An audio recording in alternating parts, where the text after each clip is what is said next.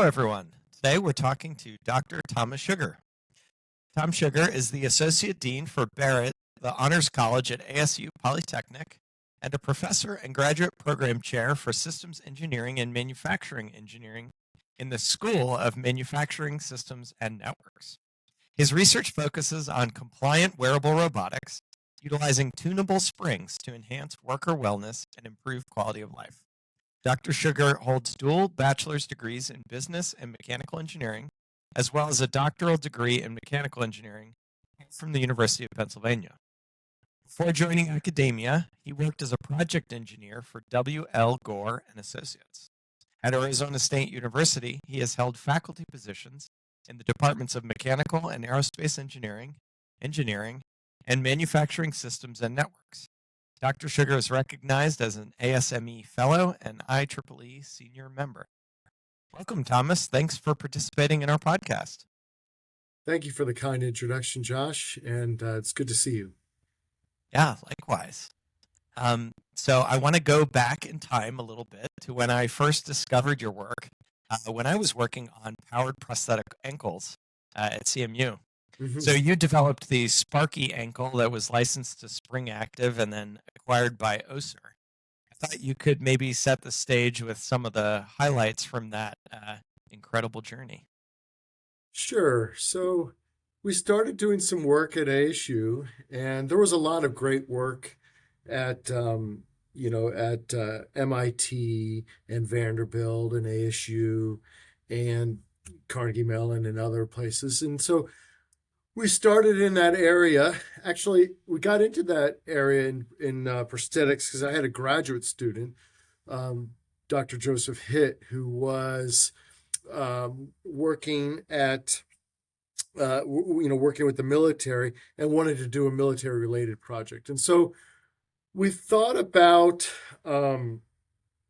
working in this area and kind of coming up with some technology where you could pull on springs at the right rate and at the right time and then transfer that energy later. So that was kind of like the fun key kind of fact. And I was working on that with Dr. Kevin Hollander as well. And so Kevin kind of came up with some of the initial research with this idea of a robotic tendon where you'd pull on the spring as the leg rolls over the ankle, and you pull on that spring, store energy, and release the energy later. And we call that translating potential energy because you stored this energy and then you translated it and dumped the energy out. And so that was fun to work on that research. And we thought at the time, like, we had some really good technology. It felt really good. And so I was a bit younger too. And so we said, okay, let's start a company, right? And we jumped in there, and others were starting companies too. And at the time, and so we said we'd start a company, Spring Active. And some of my, great students and great researchers went to that company and started developing, basically we were developing powered ankles and powered orthoses at the time. And it was just a good time, and it was fun, and we were getting SBIR grants, keeping the company rolling, and then and we had a couple STTR grants as well. And so then we talked to some companies to transfer that knowledge and develop that. We could go into some of that later, maybe some of those lessons learned, and we ended up working with Oser, and they bought the technology, and wanted to use some of that technology to build powered systems. Fascinating. Thank you for sharing. So more recently, you and I have interacted. You've been busy engaging in and growing the exoskeleton community through organizations like ASTM, F48, and Weara, which you founded. Mm-hmm. I was wondering, fast forwarding to the present, if you could share some of your vision on the community and recent accomplishments. Sure. So we were calling it WEARA for Wearable Robotics Association. And so And then what the idea was to really get a community of academics, industry, government, and try to push that novel technology forward. And the mission was to really grow the industry because it's still actually kind of small and not as big maybe as we all wanted it to be. But the idea was, how could we get researchers and companies together and try to grow it? Because I found in the past too, even in that prosthetics world, that sometimes you need to get a critical mass and like-minded groups together.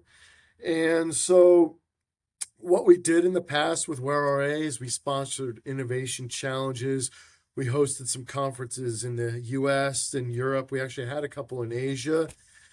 And where we're going lately is we've seen a lot of adoption of exoskeletons in Europe. And so that's been a much bigger growth, I think. And so we're definitely hosting WearCon Europe again in Dusseldorf, Germany in fall 2025.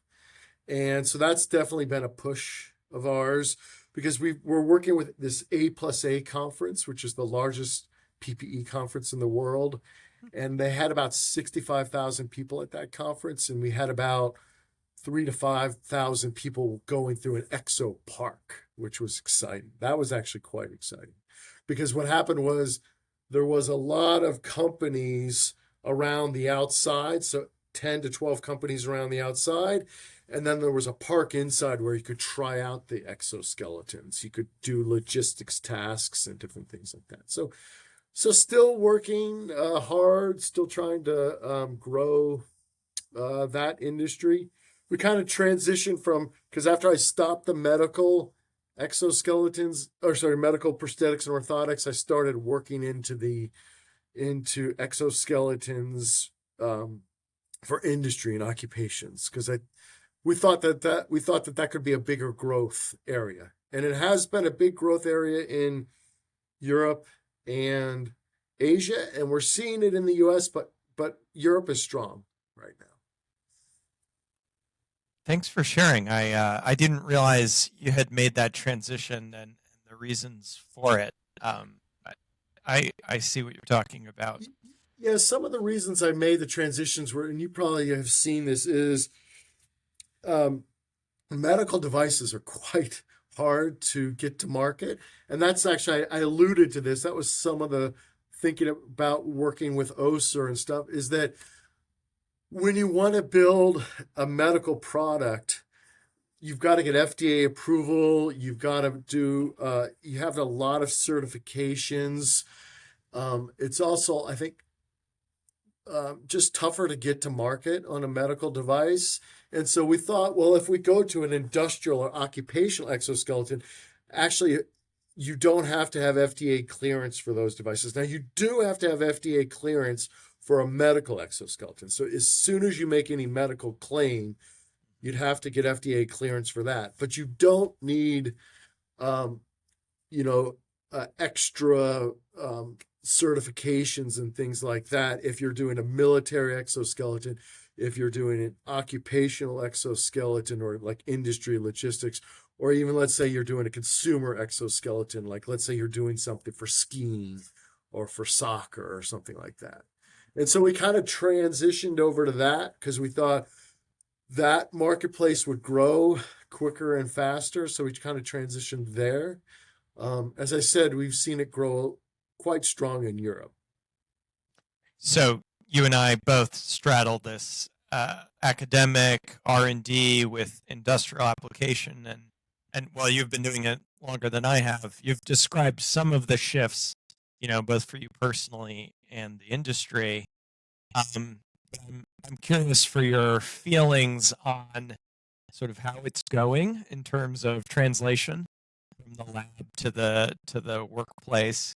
Are there any particular trends you'd like to highlight or success stories you can talk about?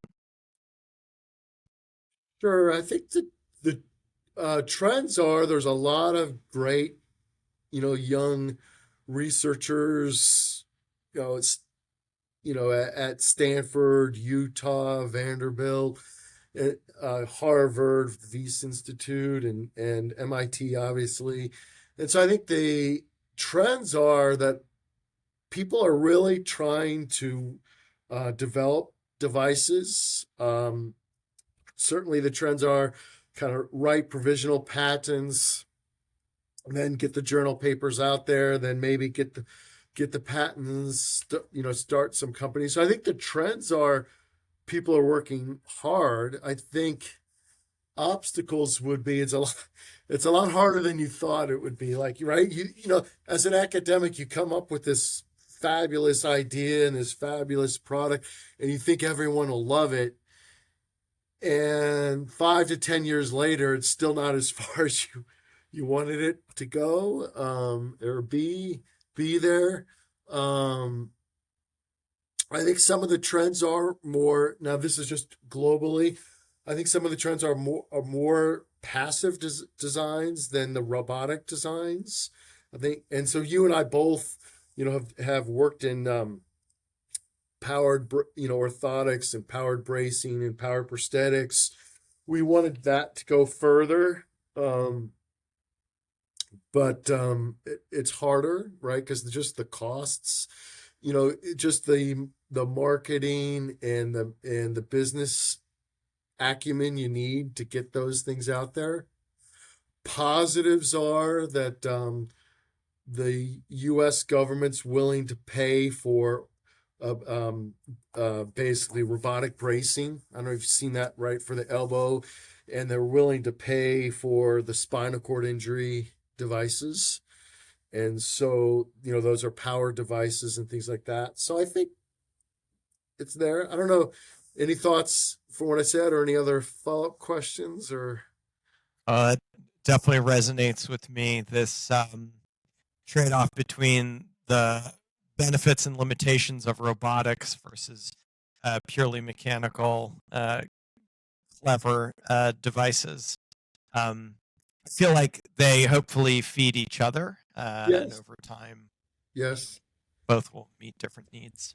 right. Well, I think even getting at this idea of clever mechanical devices, a lot of that though still needs smart technology. Like, when do you turn it on and turn it off? So I think some of the best devices going to be coming out here in the future would be, you'd clutch springs on and off at the right time. You could maybe turn pneumatic systems on and off at the right time, or motorized. We both worked in electric motors, because there's nothing better than a really good electric motor and a really good control system. Problem is the transmissions. I think we both found that out. Like, electric motors, the power to weight ratio of those devices are fantastic, but as soon as you add a transmission to it, then it's a lot harder, right? Is it the transmission transparent? Is it back drivable? What's the weight of the device? Because the human being is this high torque, low speed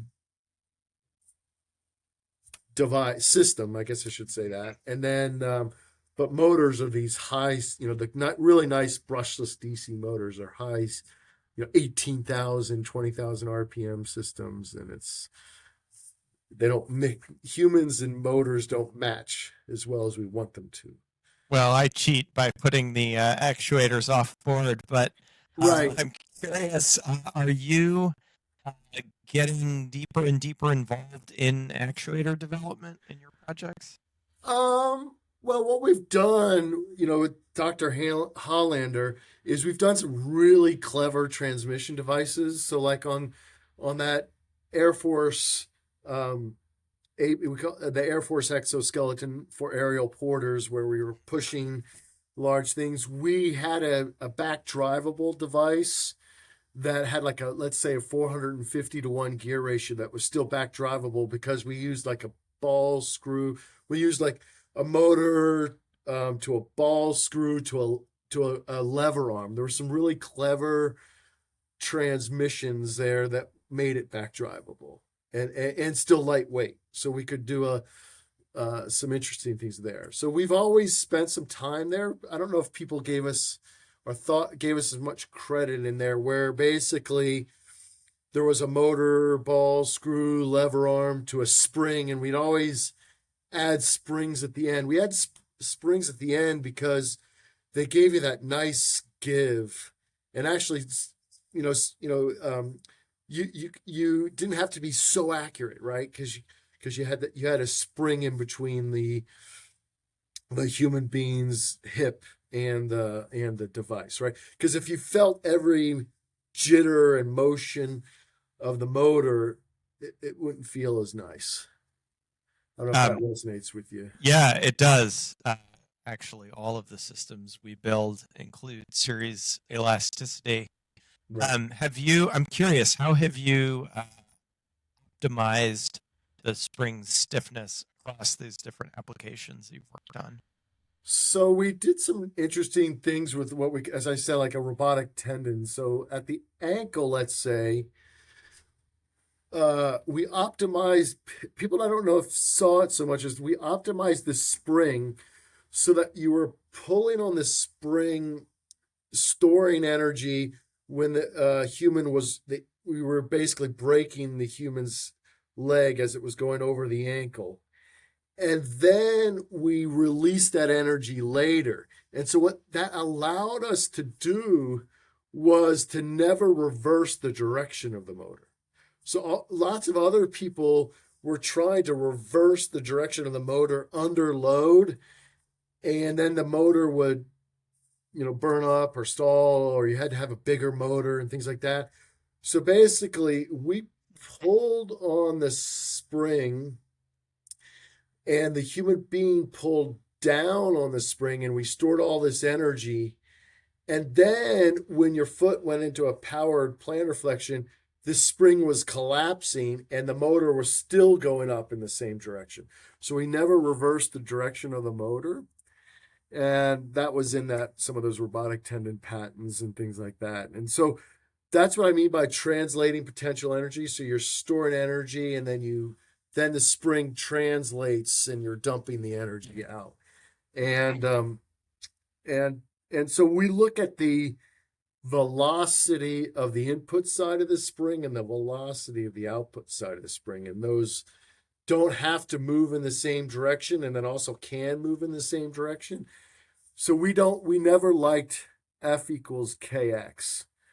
We liked F dot equals like a K times an X dot of the input side minus an X dot of the output side type of thing. So those were kind of some interesting things. And so we were doing some of the same things. You could do that at the ankle really well. At the hip, you can't do the store and release as well, but we still wanted a series spring. We thought about parallel springs too at the ankle and other places, but sometimes they got in the way when you didn't want them to be there. So maybe new researchers and new designers and new thinkers could think about clutching parallel springs in and out at the right time. This idea of quasi active systems or quasi passive systems. So I think you and I both have studied this area a lot, right?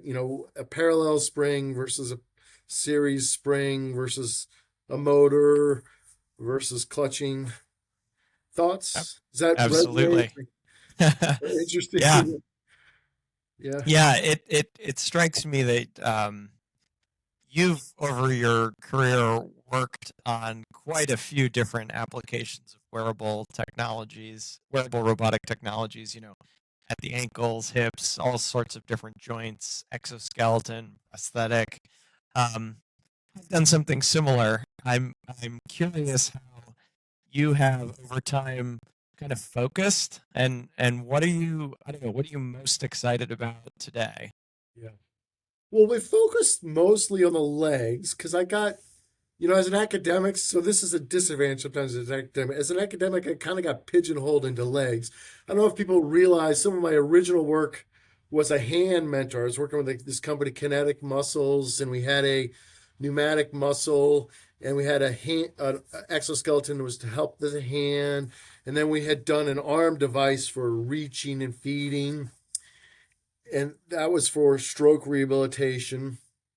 And then, yeah, we did a lot of work with the hips, and we did a lot of work with the ankles. I haven't done as much with the knees. I've done a little bit and thought about it, and I had some student projects there. But what I'm thinking about lately is just trying to help with mobility. Just so you see, everyone's population is aging. Our population is aging, and there was a statistic that I've been working with a company. I'm working with a company, Life Glider, and just thinking about mobility. And then they're working on a device to help people out of a wheelchair, a passive device. And I didn't realize there's over a couple million wheelchair users. But what I didn't realize was 65 to 70% of those people don't have a spinal cord injury. They're in a wheelchair for balance issues. They're in a wheelchair for, just muscle issues. They, not strong enough muscles. CP or muscular MS, muscular sclerosis.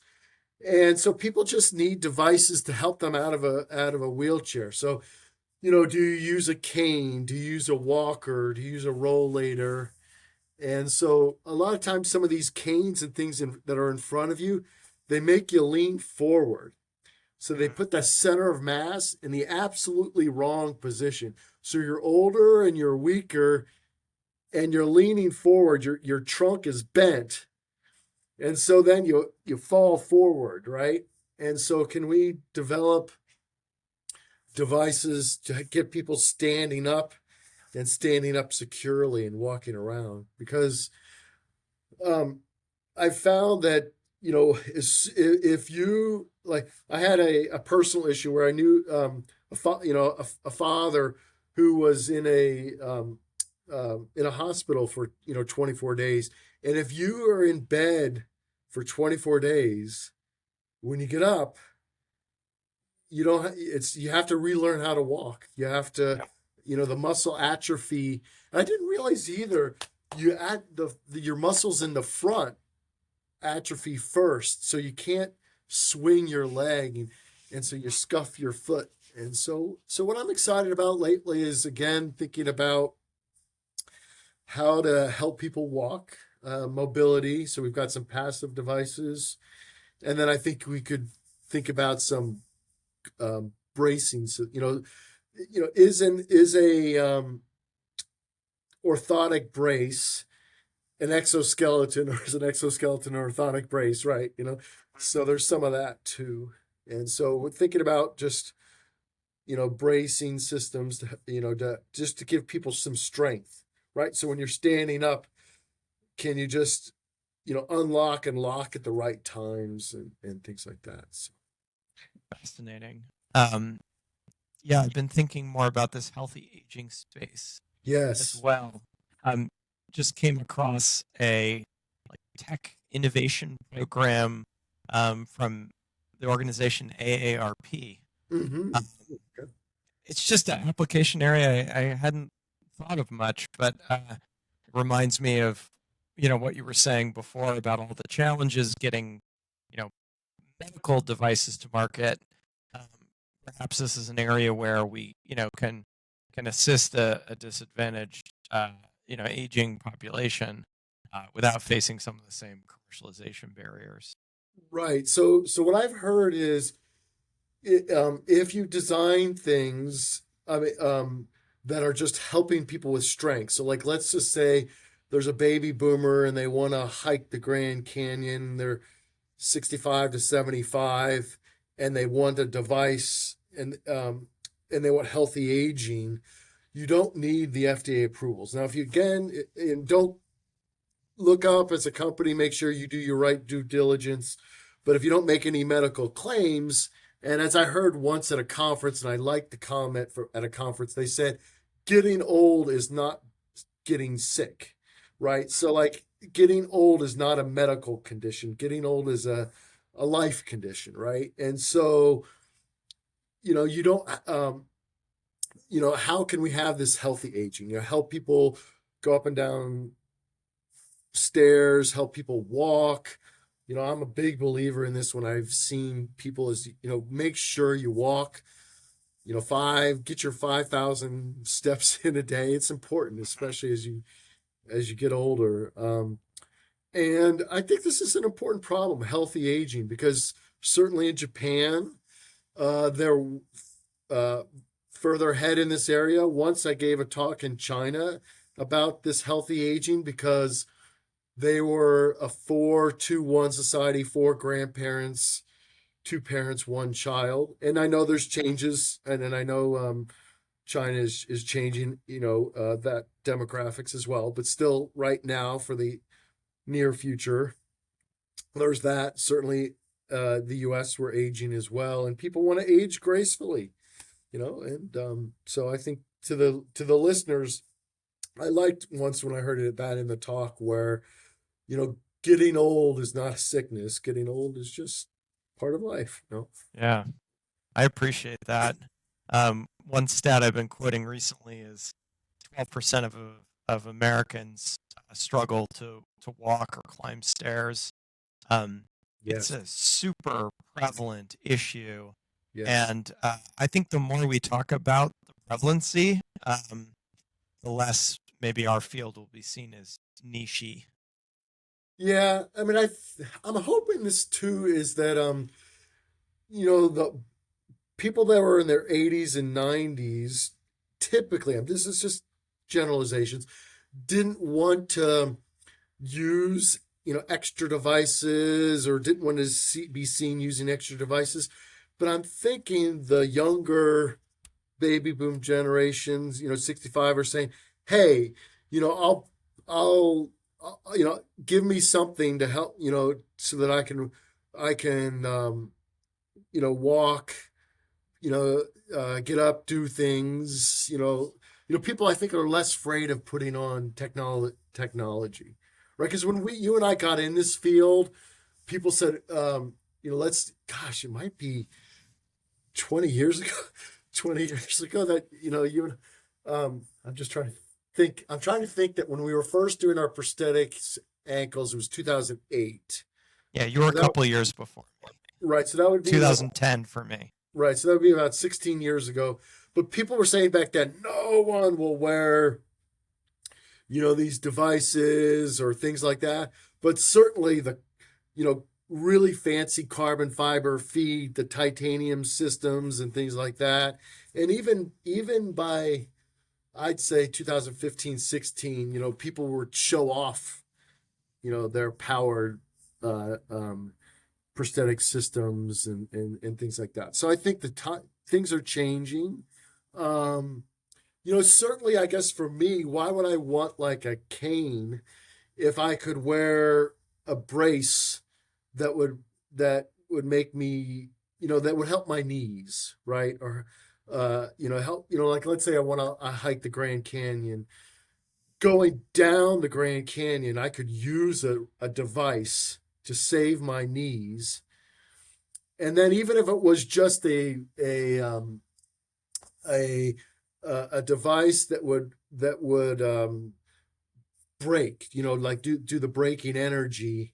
But if it was, and let's say it didn't do powered, it would at least help me get down the Grand Canyon. And then it's got to be light enough that I can stick it in my backpack and then, come back up again. Like let's say it wasn't powered, I'd have to carry it back up. But that, well, let me also say this. I think that powered and passive exoskeletons are really making a headway into the logistics market, right? Because like if you just have to carry stuff, there's less people that want to do it, to be honest with you. And the people that are doing it are getting older, right? And so it's hard, right? I mean, go into the local Home Depot and carry 5-gallon buckets of paint, right? I mean, carry the heavy stuff or carry the 60-pound bags of cement, right? And so people, I think people are going to want these types of things to age gracefully, help you out with the jobs. And you're seeing more and more of it, right? You're seeing companies um, showing off success stories, right? There's been a lot of nice success stories the last 2 or 3 weeks on LinkedIn in those areas. Yeah, from my perspective, it seems like an explosion, and I've I've been hearing what you're saying too about there seeming to be more progress in Europe. Um, is it fair to say these have mostly been low back and shoulder systems? Yes, yes. So the devices that have done well right now would be shoulder exoskeletons when you're working above your head or you're working in front of you. So imagine, as someone said, imagine like look above you, and it's in my office, sprinklers, right? So imagine your job is to install 500 sprinkler heads a day, and you're just doing that. That's hard, right? And so shoulder exoskeletons right above the head, um, working in construction, working in logistics, um, doing things in the car industry above your head. Those have really taken off in Europe.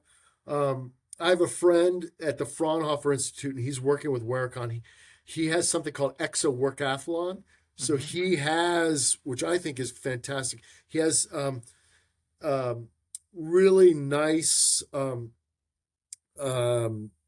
he calls them parkours. Let's call them test methods as well. But he has really nice parkours that were designed with industry in mind, and industry helped them design those parkours. And then he has industry people test. So he's a big believer that, I don't want, the graduate students. I want real workers trying out the device, telling me if they work or don't work. So I think he's done some nice work with that. And so actually he's moving some of those parkour test methods into ASTM. So we talked about ASTM F48, and so he's transitioning some of that over too. And then the legs, low back. So as soon as you get into your 50s, everyone's low back starts to hurt.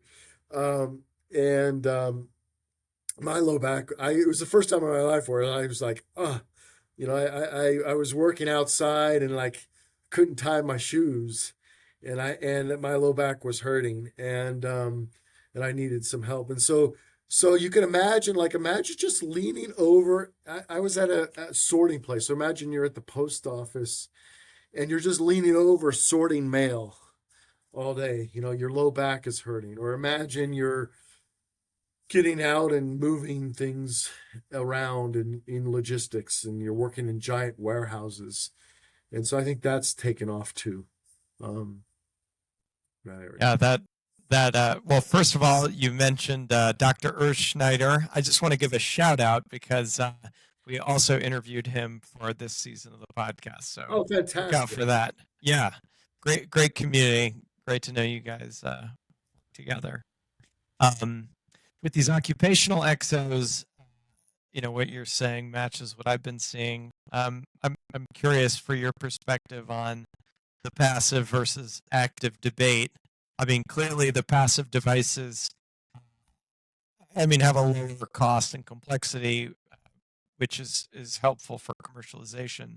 Are you seeing areas where some active or semi-active control are leading to, success in the real world? Sure. And so, as part of the Wearable Robotics Association, I want to make sure I say, talk about the industry as a whole. Like, right, I don't want to name any companies or anything. I just want to say, where are we going as a whole? And I think the passive systems have caught on because they're lightweight, they're and cost effective, and could do some and have shown success, right, in areas. I think some powered systems. There are some companies in Boston that are looking at powered boat and cable systems. There's a company out of Germany, but working in Boston, looking at a powered hip device.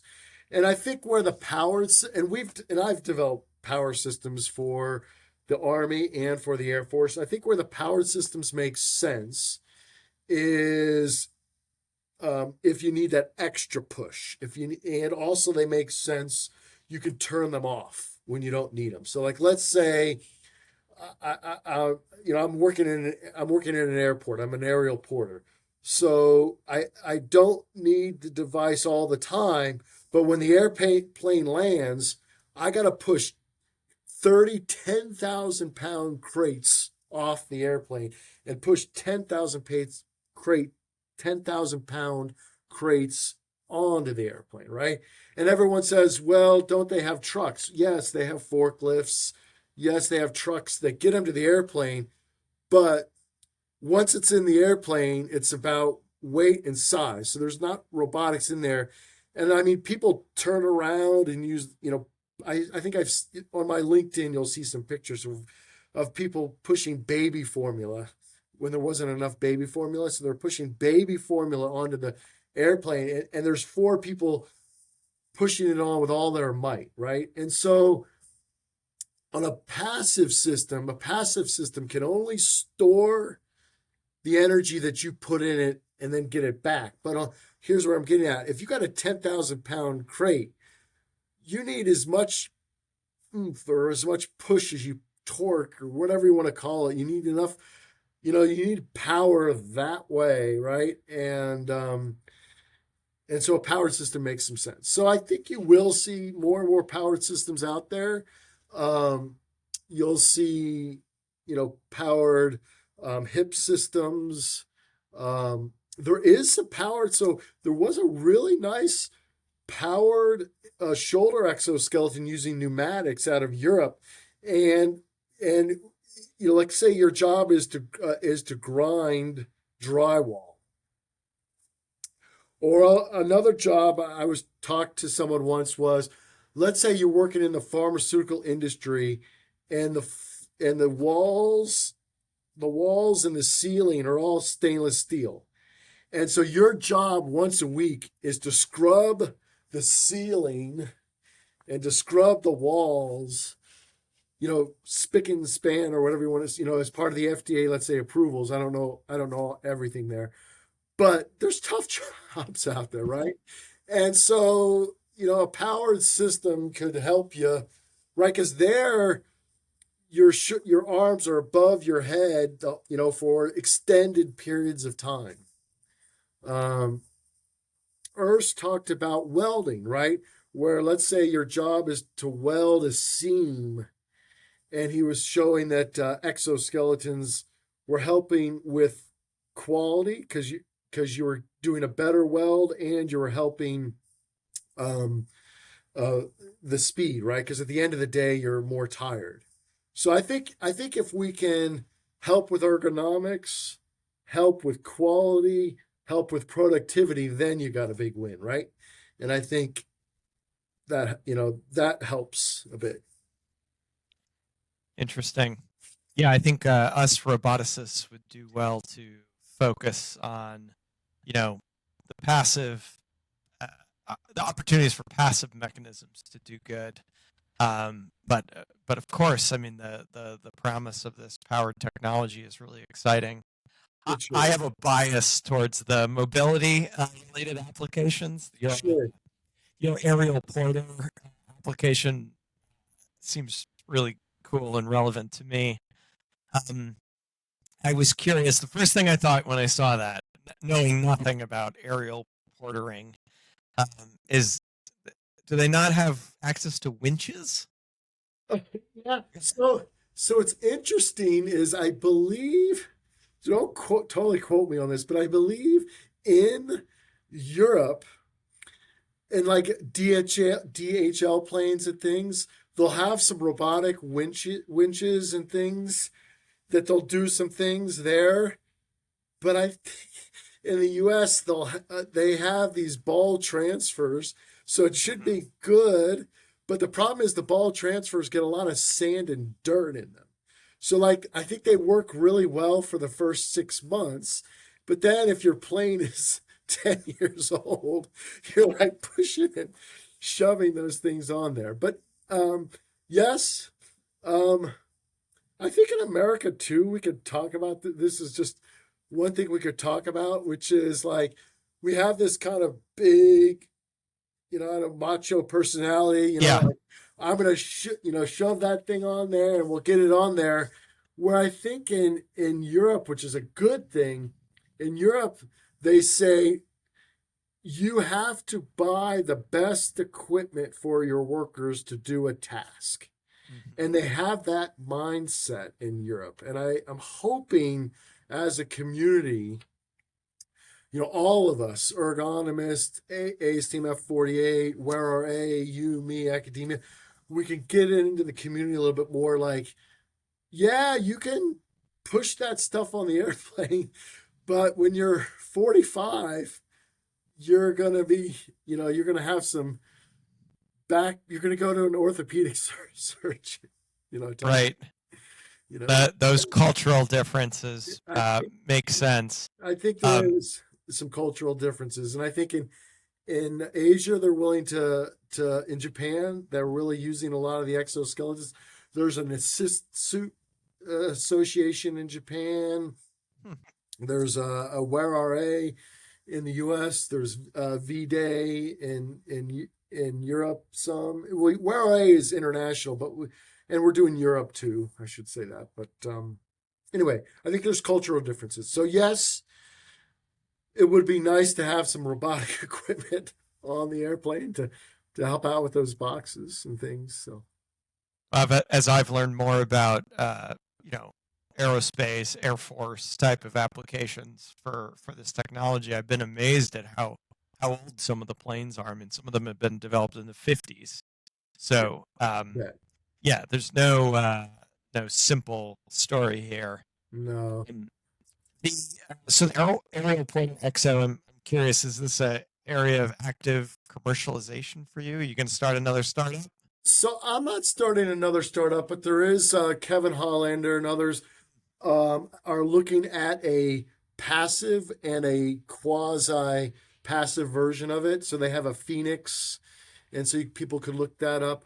I I'm just I'm what I'm trying to do is just design technology, work with students, and then get that technology out to others.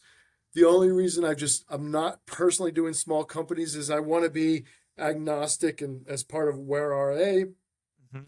And the other thing is, guys, I'm busy. I'm busy. I'm a, my office is in a residential hall, so I have 400 students living above me, and I just got a lot of stuff. So starting small companies is a lot of work, and so I'm hoping that I can work and I think I'm hoping I can work with excellent business people. I think that was something we talked about, like obstacles or things to learn, and I was thinking about that. I was thinking that over time that an inventor isn't always the best business person, right? And so maybe a lesson learned is like sometimes as an inventor, you're not the best marketing or business person. So like if I was ever to start a company again, it's hard to do this. You'd love to have enough money, but if you had enough money, which you never do, Yeah. could you hire like a great marketing person and a great business person, and then really try to be I think that would help the success, right? Because sometimes for us, we think whatever we design is great, but the real question is who's going to buy it, Mhm. you know? Yeah, those are some good hard lessons learned. I can definitely relate to. Yeah. Um, you've been very intentional in your career to build community and to collaborate, which I think is really awesome. We need more of that. I have, and I would challenge our community to step up and work in that because I think Europe. So again, Europe has done a better job on that. Like at the Exo Park, you had 12 companies coming together in a park and then working together. I'd like to see in the U.S. that, as a community, we could work. And however, please reach out to you, to me, to ASTM, to others, um, because it you can't do it alone. Like, we thought like I'll give an example. We thought, you know, powered prosthetic ankles, everyone would be wearing them by now, and you don't see as much as I think both of us would have wanted. And I think if we work together as a community to show the benefits and then get more people involved, right? Like, to give an example, VR and AR, it's not perfect, but everyone knows about it, right? Right? You could ask anyone on the street, have you heard of VR? Have you heard of AR? Have you heard of the smart watches? Everyone would know about it. But if you asked someone what's an exoskeleton on the street, even though there's Iron Man and everyone thinks of Iron Man and all that stuff, and I try to stay away from that area, people don't know what's possible, right? Out there, right? And so people kind of go from a cane to a wheelchair. And maybe we could go from an exoskeleton, a walking device, a mobility device. And then when you're 90, sometimes, a wheelchair, that kind of thing. I love that call to action. Yeah, many of the biggest barriers that we all faced as inventors or as entrepreneurs are these ecosystem type of challenges, and yeah, we're not going to solve them alone. Yes. Before we run out of time, I want to ask you about the jetpack. Your jetpack to assist human running is a fan favorite technology over here at Humotech. Yeah. So, I just think it's super cool and fun.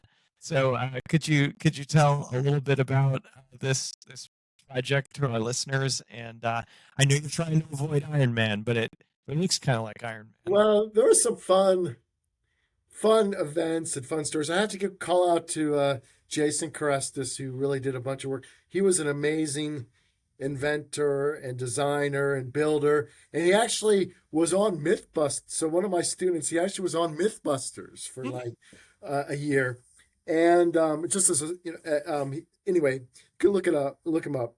And the fun thing about that was, so I could tell you some of the stories where I was working on prosthetic ankles, and so someone in the Army asked us, well, if you can help people there, can't you just help soldiers run faster, right? So just take an able-bodied soldier and make them run faster, right? They're saying if you can make a prosthetic ankle, makes an able-bodied run faster. So can you make anyone, the question, this is a DARPA hard question. The DARPA hard question was, can you make anyone run a 4-minute mile? And so we were built. So there's some videos of me, because I like to say to people that all the exoskeletons I built, I wore, because I didn't want to put them on someone without testing them on myself first. And so there's some pneumatic systems out there. So we had a tank of air, and it would make you run faster. And actually, we reduced metabolic costs by 10% running. And so check out some of the air legs and things we did. So then my student said, well, gosh, I don't want to do these air legs and exos. Let's just make a jetpack for running. And so it's not a jetpack. Everyone thinks it's a jetpack for going up in the air, but no, it was a jetpack for running. And it was nothing to sneeze at. It was like a 5 amp hour battery that we were 24 volts, 5 amp hour battery we were dissipating in 5 to 6 minutes. And it had like 100 amp. We had wires that were thick, and it would give you about 30 pounds of thrust forward. And we made it angled down so it would help you go up and run forward. And everyone jokes around, why is the guy wearing a helmet? Well, to get through IRB approval, so someone didn't, fall flat on their face, they had to have a helmet. But then it had to have a helmet with a protector so you didn't bust your chin. And you had to have earplugs, a helmet, and you had to wear a fireproof proof clothing because they were scared of the battery. And it took me about a couple months to get IRB approval. So then it took a minute off your mile. So if you're a 6-minute miler, well, he was about a 5:30 and he went to, let's say, a 4:30. And then everyone asks, well, did you get anyone to go underneath a minute? And I couldn't because we went to the basically to the ASU running teams, right? With people that could do 4:20s and asked them if they could wear the jetpack. But the ASU coach told me to get lost because they were afraid of someone getting hurt, right? And then losing their running scholarship. But there's some videos out there. I'll just say this, that there's a video out there that you could look for that someone had a jetpack on a skateboard. And I won't talk. It's a video that I don't know anything about. But someone was like, they have their thumb up while they're like going faster than someone in a car. So there's plenty of jetpack stories out there. Oh, that's so cool. But we had fun, and funny thing on that is we could never get it to oscillate or work well with walking. So that maybe you should think about. That would be something for you, Josh, to work on, is that for running, for your kinetic energy while running, your kinetic energy and potential energy are, and I think more about this than I do, but they're in sync. And so the jetpack was really good for running. But we tried, like, I had like two undergraduate students try to get the jetpack to reduce metabolic cost for walking, and we couldn't do it because I think walking is this braking, starting, braking, starting, braking forward motion, and you can't turn the fans on it.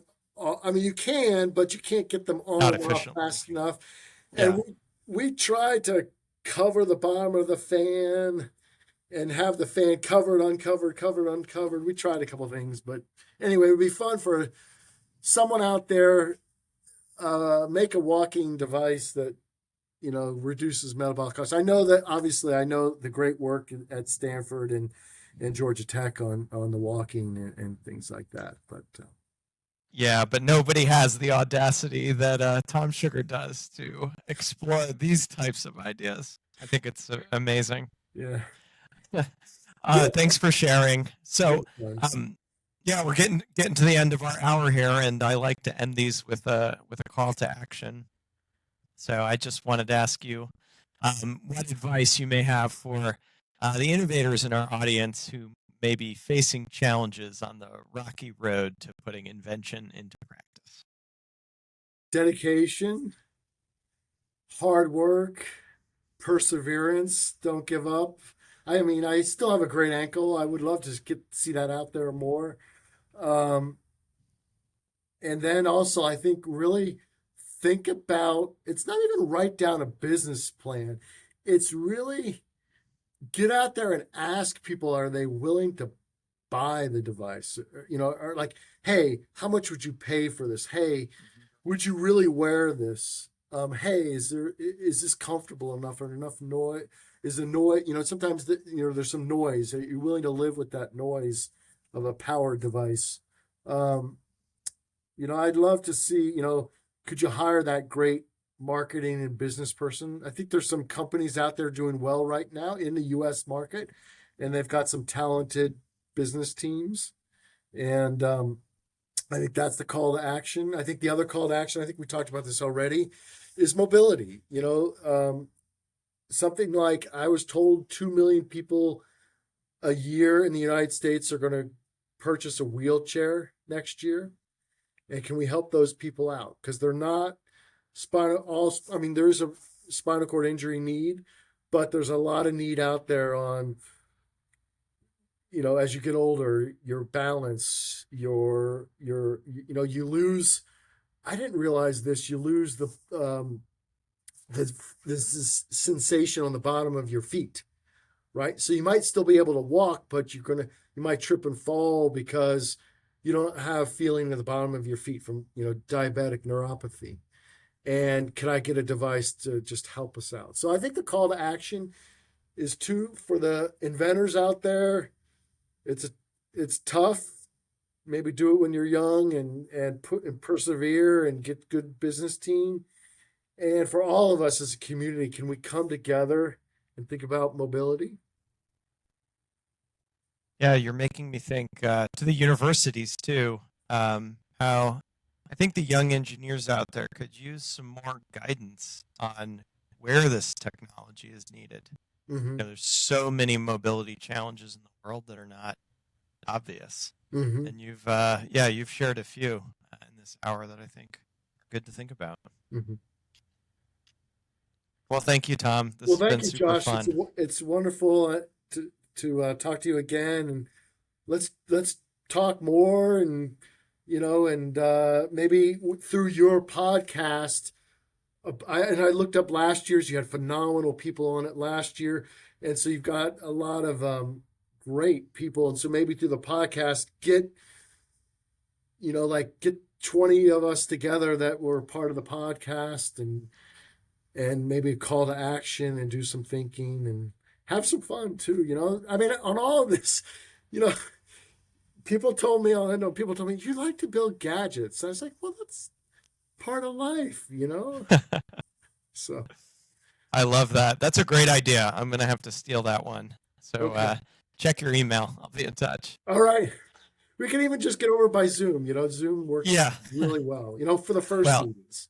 I do need to get my butt over to where RA stays. Yeah. Well, we'll have a great conference in Europe in 2025. Right. Be there.